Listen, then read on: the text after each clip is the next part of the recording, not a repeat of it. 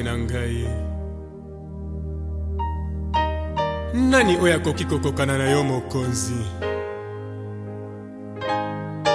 Kino lelo nazali komona ye te.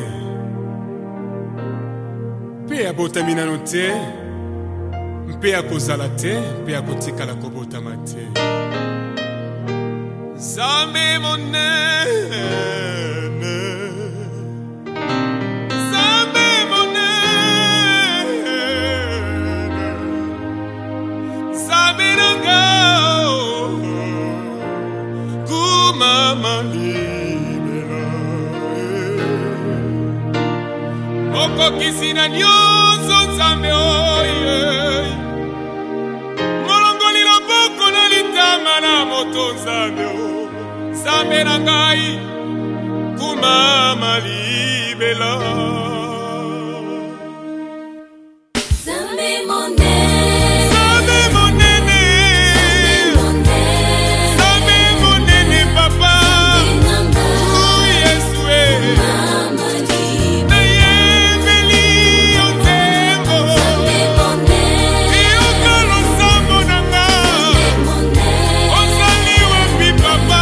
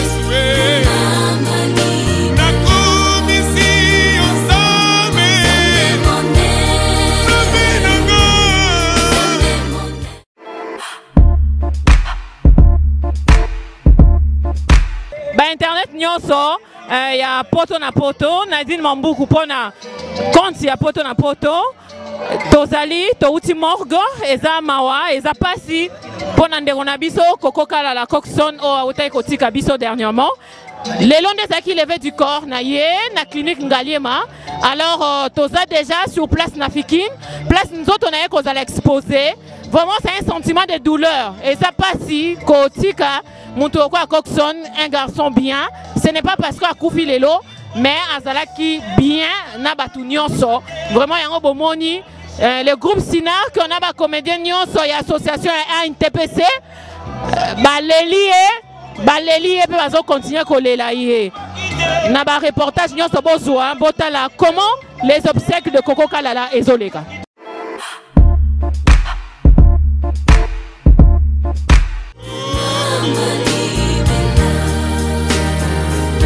Motele mesi bako kanzambe Monse kusi bawe Nzambe nangai Nzambe mosusu te Akoki kosala yango Yesue Momonisi bakufi miso papa Moyokisi bakufi matui.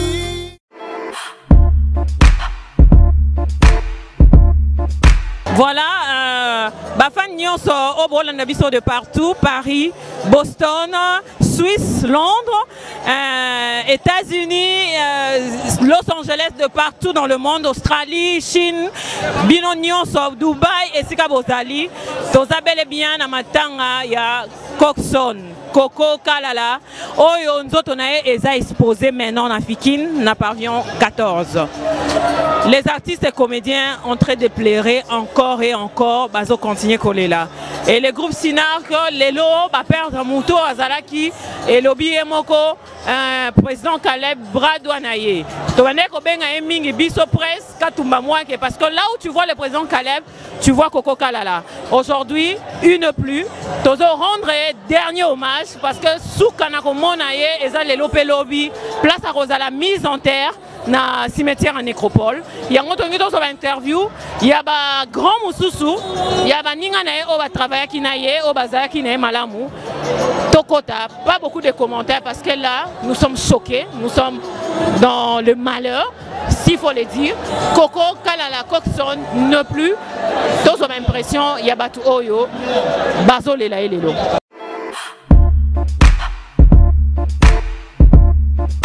Président, bonjour. Bonjour. Tomonio Namatanga Coxon, Coco Kalala. Tobi que ba impression la tristesse, mais en gros mot Okoye Sabisonini par rapport il y a vivant naï. Bon, pas ces allées parce que ton père de Moko Katina Bisso a dit qu'il vraiment parmi Bateau, c'est que Sinark et ton maman. Et puis il y a différentes manifestations organisées, je crois, de là qui parmi Bateau organisateurs. De l'Iwana et Zali pas si mingi donc pour la Sinark et pour la Bisso Manso, autres Zali Pembe donc ce qu'on peut dire seulement, bon, Nzambe m'tape ce qui Nzambe azui, le coup moi je pas Nzambe mais ils ont vraiment perdu mon nez quoi, c'est ce que je peux dire. Tu éviter l'impression de Mawa, mais tu as des sons vivants des niveaux Zakina. Bon, des sons vivants. Tous les années pendant militaire, mais tous les années pendant président, il y a pendant tous les années pendant mingi pendant tous les même occasion de vendre des cigares moko, tout solo là, tout melaté logo, tous les occasions là. Mais n'ayez pas de respect envers Bisoba Kouloutouna. C'est ça. Merci Sundia Tamaniata. Un mot par rapport à la disparition de Coco Kalala. Ba condoléances car na famille, ba condoléances na ba collègue nyonso. Non c'est un Nzamba ya mamoli mona ina kimi en place qui. Voilà papa là. Oui, ba condoléances na biso nyonso ba artiste na famille à Coxon, na ba fan nyonso to balandaka biso. Que son âme repose en paix. Merci. Voilà, mon bel Lolendo, Papa Henri. Ah, merci beaucoup. Je remercie d'abord les créateurs du ciel et la terre. Na mokano nae oya kokisi toza eloko salate mtapesa kibiso koko et puis mtazui topeseka merci toza awa batuto balingara biso baya to kabulama vraiment elongo.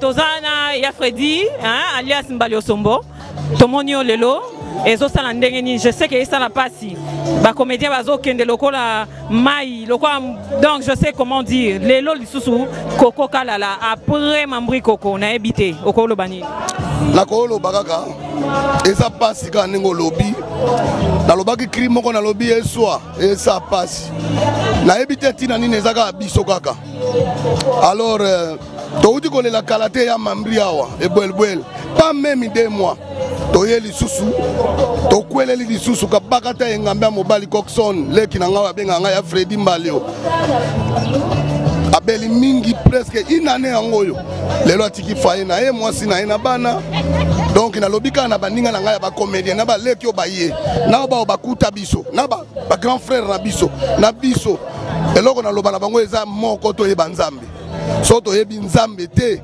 toza nyonso ya kokufa to ebite so ba obundisela biso ndenge nini soko ndenge nini alors to keba toza na bokebi mingi surtout na komelaka ba masanga oyo surtout ko salaka na mutu musazo sekisa ozo yeba te ao sekisa ona minu mena motema te ngana lobika ngana za yaya nazalaka pena mingi te na ba conflit ya bato nazalaka yaya oyo azaka exemplaire na lobika eloko na lobaka ba condoléances na famille ya Coxon Kalala na mwasi na ena bana tolela ndeko na biso tokende kotika ye na dernier de mer na ye et puis na lobby eloko ya suka toye banzambe so oyebi toyebi nzambe te to aussi la biso nyonso tout. Merci Seigneur.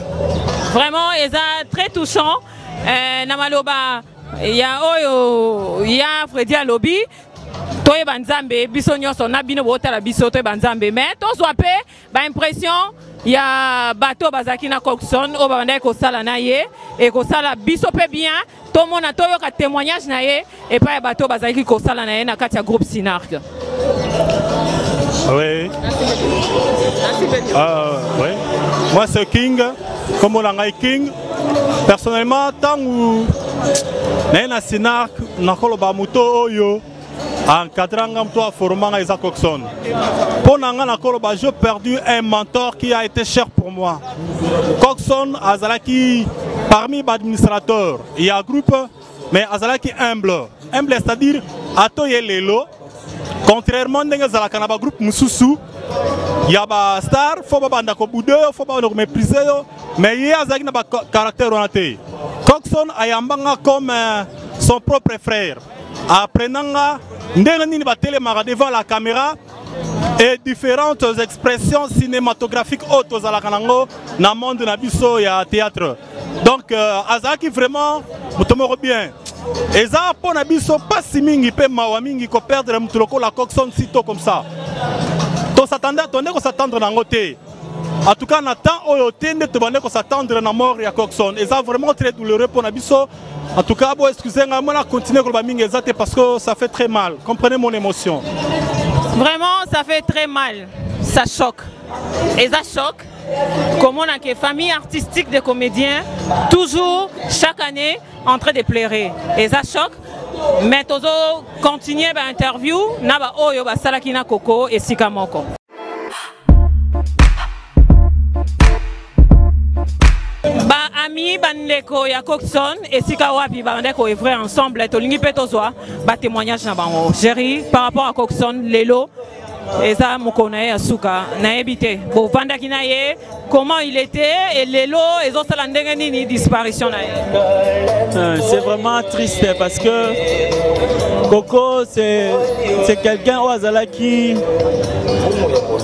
na responsabilité ben na Sinark ko perdre eza perte munene. Donc je peux dire que on a un souvenir ébélé à Coco. Coco, il n'était pas mon frère ordinaire, c'était plus que ça, c'était ma famille. Même maman et Botinga, Azole la kaka. Donc, parce que Coco côté na famille nanga, na côté na famille na ye. Coco, c'est, il était comme mon jumeau, donc on était ensemble. Tout le monde travaillait na ye. Tout le monde à la kaka na ye. Donc, c'est vraiment triste, mais je peux pas changer décision Nzambé. Nzambé a eu décision, on peut pas changer ça. Donc Nzambé m'tapé ça biso Coco, yem tazuye. Qu'est-ce que nous on peut faire? Si c'était pour nous, il n'allait pas mourir. On a prié, on a donné les moyens, mais dernièrement ils n'avaient pas Nzambé. Yango na bisoka et totikali, tous se préparer parce qu'on ne sait jamais. Coco Zala santé malade, Zala qui bien, et aujourd'hui il n'est plus. Ce que je peux dire, ce que je retiens en lui, c'est un homme de bon cœur, c'est un homme social, c'est un homme qui sait compatir avec les gens. Azam Mutoyo, Azala est bien. C'est vrai que Balobasom Takufio a quand même malade, mais Azam malade parce que Ngana est tobe banambale belé, mais totikala jamais kokabwana. Toswana, tolobana, mais totikala jamais kokabwana. Et puis il était comme ça pour le bapé s'il est après ça, ça passe. C'est nous, notre famille Sinak, c'est comme ça. Parce que là où il y a des gens, il y a des problèmes. Mais avec Coco, c'est-à-dire, que famille mais c'était un homme bien rassembleur. Donc je retiens beaucoup à Coco.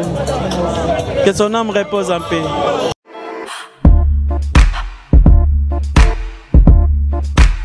Nazwe baya Coco aza grand frère oyo aidé nga lelo artistiquement azana ba bien nae apena ba défaut nae ne baya Coco na vie so na kota Sinak un jour mutali boso chokanga zara ya Coco ton Sinak ne bandeli ne bezana matanga Larissa na ya matanga Larissa pona kota batu bache mulongo abi Sinak kota wanga pena toko de skandal na legi na TVT mais na kota ya Sinak na répétaka et comme tout na ya kwa tshelo babio tsana mpanje Sinak kota liboso c'est loko ne chokanga na mitu na bi ah comment ko ko lo balanga boye via ko bananga bwende ninga na côté 5 non Sinak ngana non Sinak kité et chokanga salanga passe anatika na mauvais souvenir loko na vanda ba ah vio pena négligent nga yima ton na kota Sinac na progresser ti lelo a soulever o apesa nga chance pour na bandele ton na ça na Sinac ne va bien dans travailler dans sa étymologie na ebara et c'est le moment makele ndeni yo sala kuna Sinac ezate à part Sinac ezala ya habiter az artiste fa sur scène wana ze mission oyo eza théâtre groupe ne zengo kuna na intervention émission botika e asala musane pour musaza inspiration likabonza mapese botika e tant présent pa yo kango ya comme ta défendanga pour lelo na travailler peu bien na neveu donc bon souvenir on a gardé pour na koko yanga donc place azali place à ke nzamba ba ko sunga e que son âme repose en paix. Merci beaucoup. Malabisi bébé mon amour si bakou fi pe bato na maladie. Pour maman na ya. Sami monene. Osani zambe. Oh Yesue. Nakomi si yo kaza.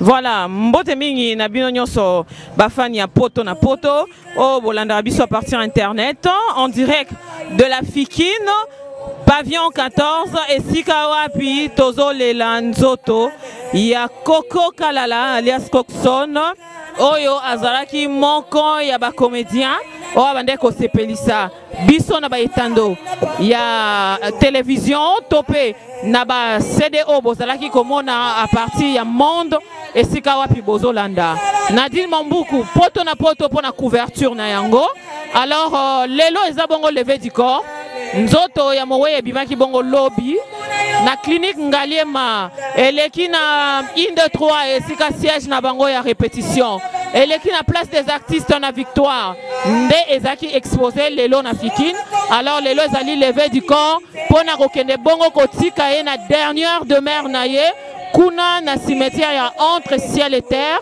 na nécropole sans beaucoup de commentaires bolanda ndenge milulu ezoleka ndenge ba comédien ba kopesa ya bango ndeko dernier hommage tozala bozo ba image tout à l'heure.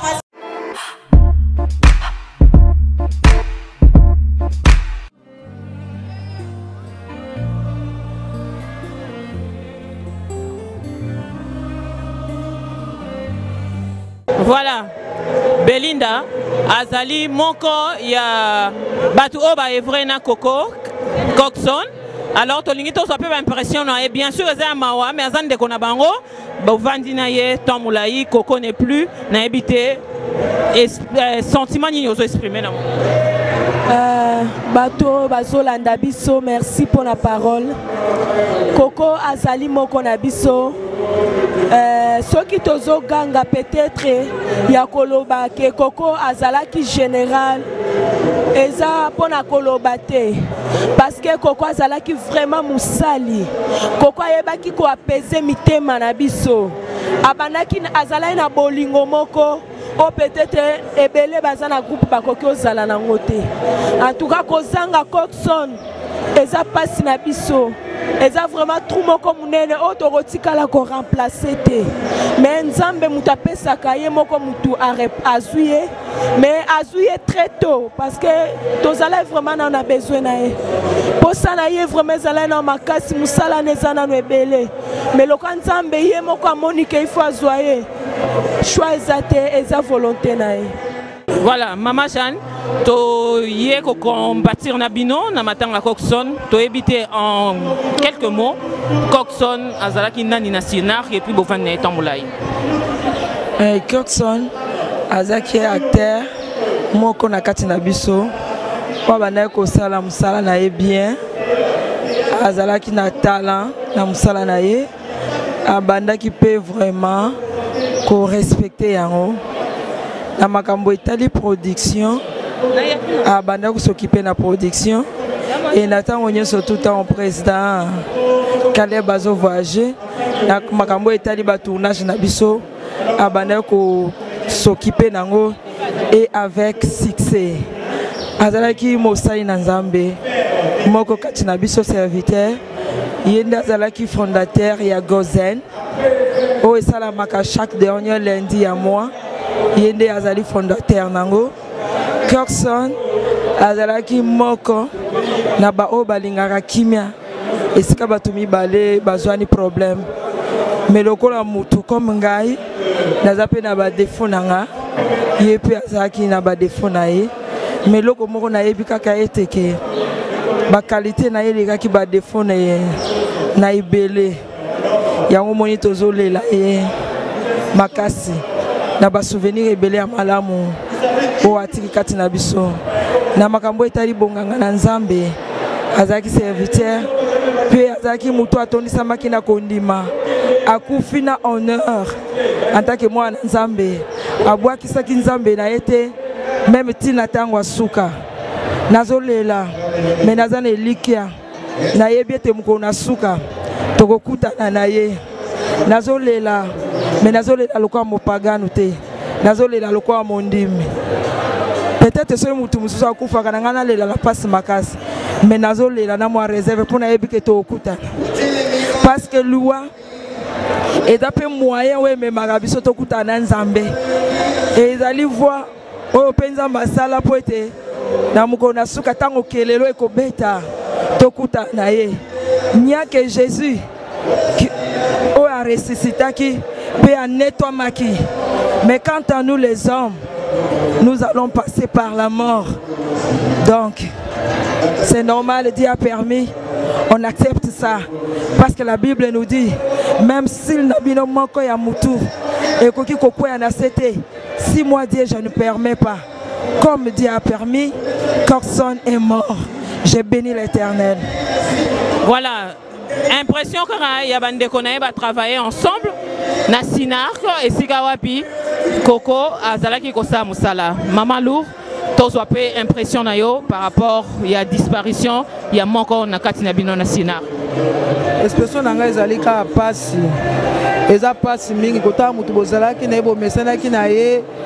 De tout ce temps là qui na ero na tango vraiment na moment oyo to ko perdre vers mutu ko encore son na kati ya Sinar mais to perdre mutu mo perdre mutu ya. Donc monsieur za pasi makasi. Ya va pasi za mawa. Merci. Toujours continuer. Na bande kwa Sinark toujours pour na recevoir impression na bango. Bo travailler na Koko na Sinark. Lelo aza soute akei. Impression na ebike za mawa. Mais quel souvenir tu gardes pour Koko? Merci pour la parole. Pas si toza on a mité makandengo lobby wana. Mais monsieur c'est belé. Mais na Koko Coxon tozana ba souvenir rebelle auto garda pour naie netinga na benga kae na bandai ko benga ya mi de souffrance pour ezana mambo ebele les cas tozala ka vraiment soudé mais Nzambe mutapesaka Nzambe mutazwaka pasi ezaka ka to kabwani na mosuni mais na molimo to yebi que Nzamba garder pembe na epo Coxon azaki mosala Nzambe munene Coxon a créé Gozen o esangisaki ba Christo nyonso ya Kishasa tomandai kokuta na 1 2 3 chaque lundi à fin du mois et bon malobeze belé te passé belé ba souvenir c'est belé moi kotanga ngonyo so do lobito bandango sikoyo to aussi saté merci. Voilà, en direct de la Fikine et Sikawapi nzoto amoe eza maintenant. Tozo continuer na ba impression, il y a ba comédien, tozo rendre Koko dernier hommage pour tout le monde elle sous-souté à partir à lobby. Alors bozala kimia bokomona ti déroulement mobimba et puis ti toke kotika nzoto ya mowe.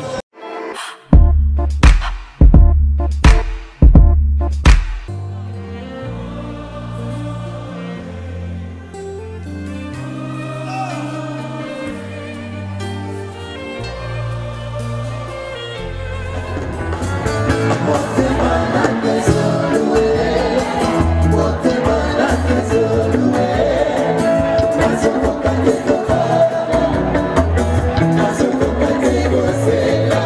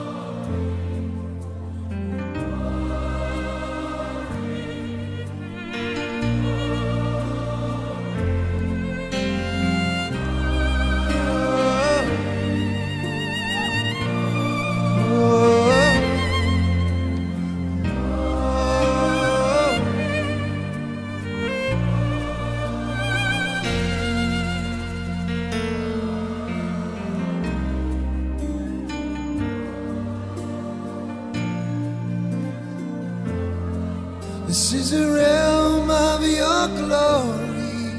This is the realm of your grace. I can feel your mighty power. It is moving in this place. Da da da, la da da, da da da, da da da, da da da, da da da, da da da,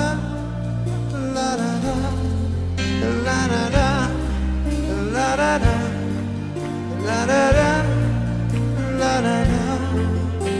da da, la da da, la da da.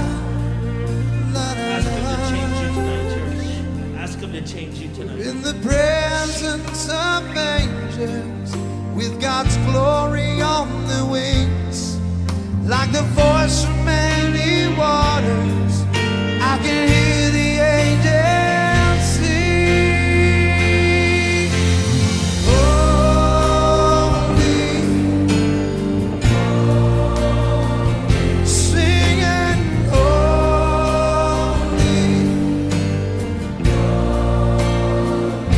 singing holy,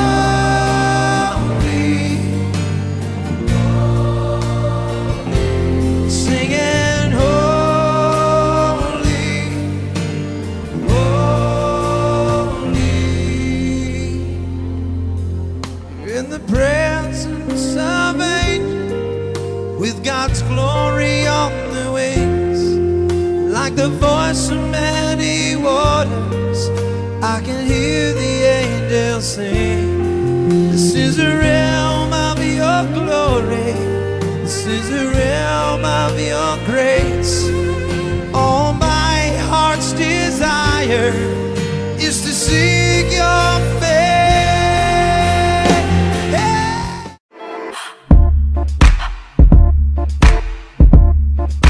Bonjour Président, to Monio, secrétaire à NTPC, Lelo, na matanga ya Coxon, to ebi ke ba impression zaka ya tristesse, mais to soit quand même monayo par rapport à tout ce qui se passe.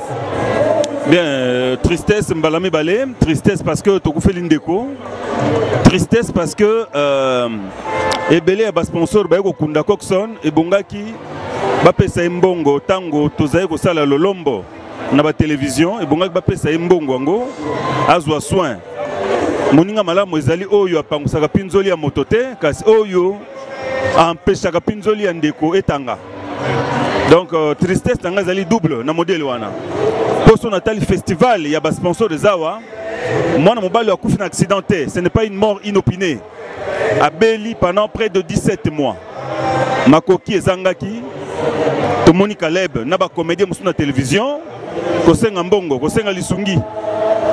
Biso moko pe to sangisa ki mwa ndambo ba comédien to ndo tala na hôpital mais kokaki te.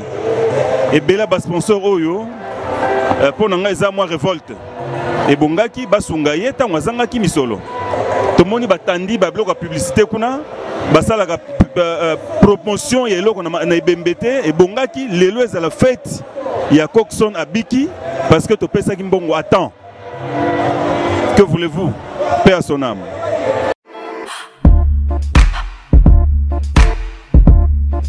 Toutefois na lingo bakisana oyo papa Elombe ya uti koloba sushi na biso ba artiste mawa na biso biso to mesana soki to perdre mutu na biso to ebine to bundaka mais to sala ba publicité bozomo na ba télévision ba makambo ebele ya ba produit mais tant to sala ba problème ba ida biso te mokomona brusquement mukolo mutakufi ha omona ambiance ezalaka bayena ba nini na bango ba taba kombo ba panzi netu bona foire omoniti ndenge tondi mais mutu moko a contribué à tanga zobela sponsor moko te yaya eza mawa ya mawa merci yaya na suki wana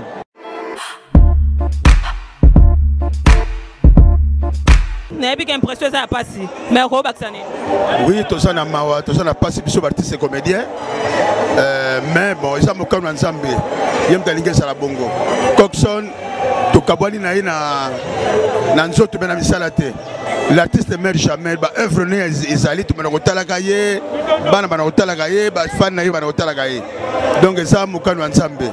To parce que ba condoléances belé la famille biologique na ye, pe la famille artistique na ye à groupe Sinag à Caleb. To kabula ma ensemble. Que son âme repose en paix. Merci. Il y a Johnny par rapport il y a Matanga ndenge zoleka, to lingi pe to so suba impression. Bon, sikoyo moi toi kana mawa mais mawa ebali ko sila nango et ali parce que tout le monde est soutien population vraiment et soutenir pe makasi ata financièrement mais physiquement batu ba mona ne belé ba kabuli mawana ye ba artiste comédien batu ndenge na ndenge donc tout le monde moi mawana ba no sila mais to senga na nzambe makambo e comme la biso soutien. Maman, bonjour, Tomoni na Matanga.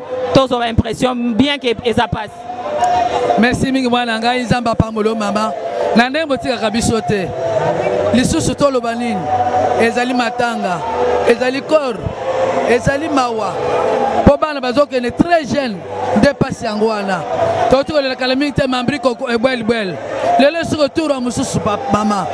Ezo salanga passe. Nzamba mokonzi azwa lokumu. Poye muto apesi ngai bana oyo. Ye muto azuli lisusu que son âme repose en paix. Merci Yaya.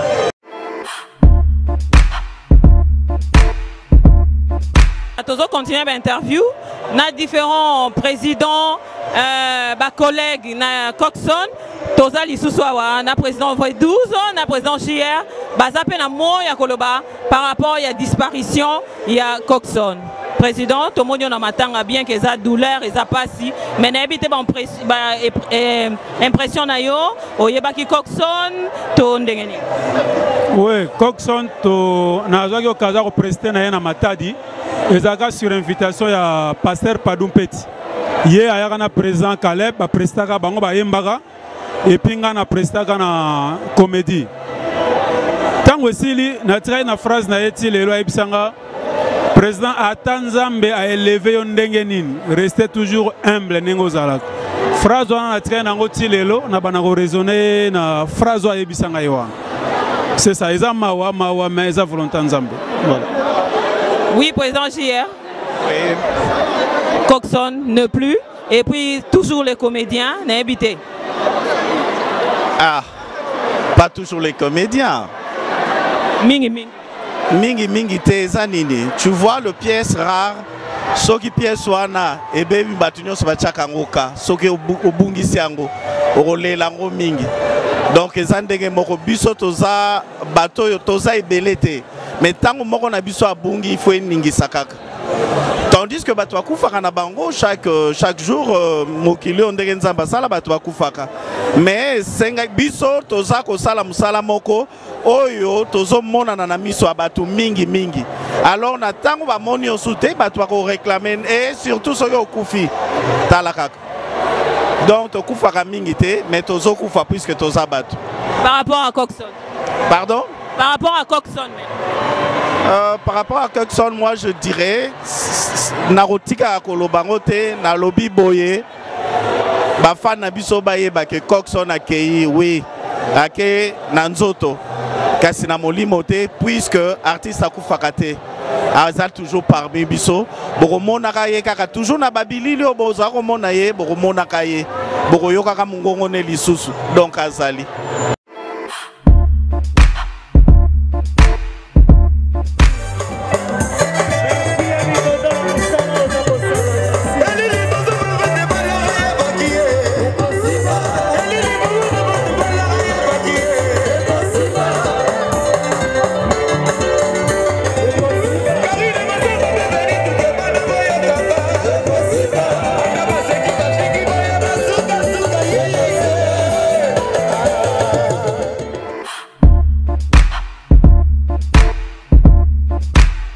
Merci beaucoup évidemment. Coxon Oakufi à la frère Nanga. On a travaillé mingi pendant 4 ans durant le bureau Moko. Donc il y a plein de souvenirs. Seul on a bala il a pour naï. Pendant que Batumsous Baya raté dans les fêtes Nanga, parce que l'invitation est Bungaki, le Coxon est venu avec sa femme Peggy, au Atike le veuve, sans invitation à lobby même. Ça beaucoup côté sangai muto afandi kuna bai lelo arolonga na kiti na ye aye pour na kozonga na kati na kota. Donc c'est vraiment une personne qui a contribué beaucoup pour la carrière artistique aussi. Je travaillé personnellement avec Coxon à bureau 4 ans durant, donc c'est-à-dire en tant que parsec qui a Sinar et puis il est chargé à finance. Donc ce qui Coco a la suspension na fonction a suspension na fonction na ye et là pour nangai. C'était lors de mon mariage, Anima a sanga ba mbongo moko boye, o esala ke ba suspendre. Vraiment je suis choqué. Je suis allé même jusqu'à prier pour na Coxon na Ista. Vraiment je suis vraiment choqué pour na comme Libiso, vraiment ça fait 4 ans que je ne suis plus dans Sinark, mais Coco est mort, c'est une partie de moi, donc il fallait qu'on Zala. Vraiment dans l'ombre, tout comme visible. Merci beaucoup.